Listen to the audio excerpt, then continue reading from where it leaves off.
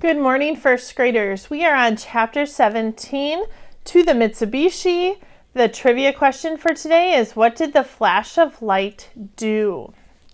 My eyes were still trying to adjust to the flash when a wave of thunder crashed over the house, shaking walls, rattling Mom's hanging forks decoration, and vibrating the floorboards under my feet. When the house settled down, Dad asked, "Is everyone all right?" I let go of the windowsill. The sky was dark and quiet once again. I nodded. "Was that lightning?" Benny asked. "Not lightning like I've ever seen before," I said. "It looked like it shot up from the ground." Dad wiped his mouth with his napkin. "Clearly the Johnsons are up to something," he said. "I'm changing into my suit." Dad left the room. "Something isn't right," Rodney said. "It's like I was in the middle of doing something, and I didn't quite finish, like I've left something undone." "I feel the same way," Mom said. We sat in awkward silence till Dad came back into the room dressed in his super suit. "I'm off to see Grandpa," he said. "We'll find out what's going on." He strode to the window and looked out. "It's dark enough that I don't think anybody will see me fly out this way. Stay here and don't answer the door." Dad opened the window and jumped. I heard a crash. "Ah!" I went to the window. Dad was lying face down on the frozen ground of the flower garden, his arms stretched out in front of him.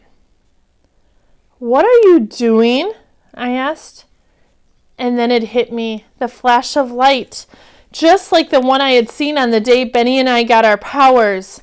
I turned and saw Rodney still in a daze. "Rodney," I said, "have you lost your power?" Rodney looked stunned. "That's it," he said. I'm not smart anymore. I have a brain the size of a pea." His voice filled with panic. "I'm like a Tyrannosaurus Rex with a teeny tiny little pea brain like a chickpea. Have you ever seen a chickpea, Rafter?" Minutes before, he had been downstairs racing through the internet, fingers flying, tracking down a supervillain, and now? "You're still smart, Rodney," I said, trying to sound encouraging. "You knew that a T-Rex has a brain the size of a chickpea. That's something, right?" "That's just it," Rodney said slowly. He seemed to be in a daze. "I'm not sure about the whole chickpea thing. It might be a walnut. I can't remember because I lost all my brain power." "Do you have a new power?" I asked. Rodney looked at me and nodded. "Yes."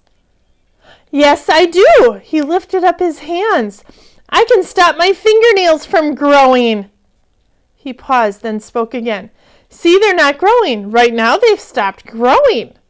"Mom," I asked, "what about you?" Mom didn't say anything for a few seconds, and then she said, "I can play an accordion with one hand."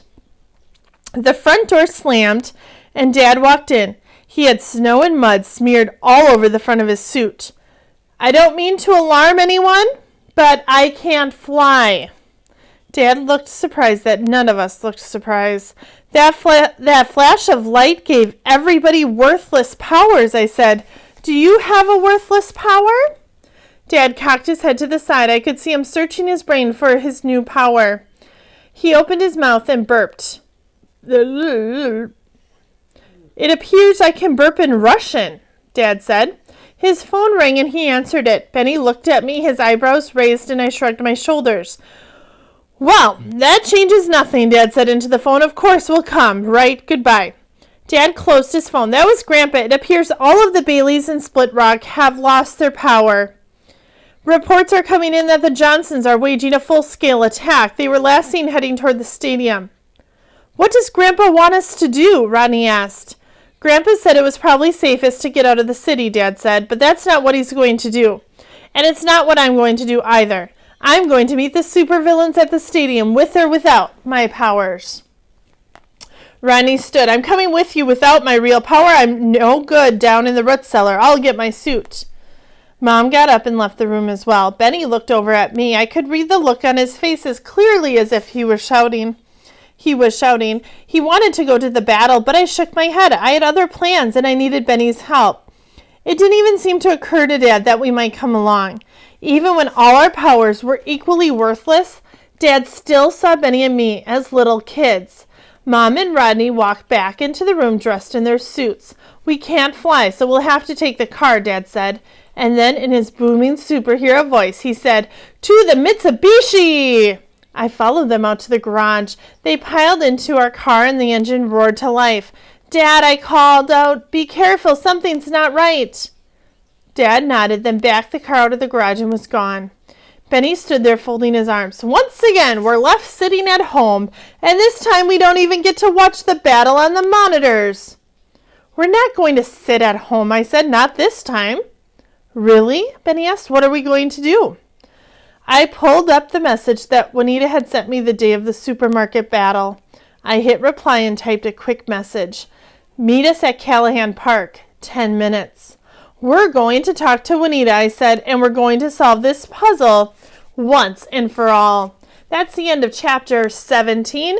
We will read chapter 18 tomorrow. It's called It's the Only Day of the Year We Get to Eat Caramel.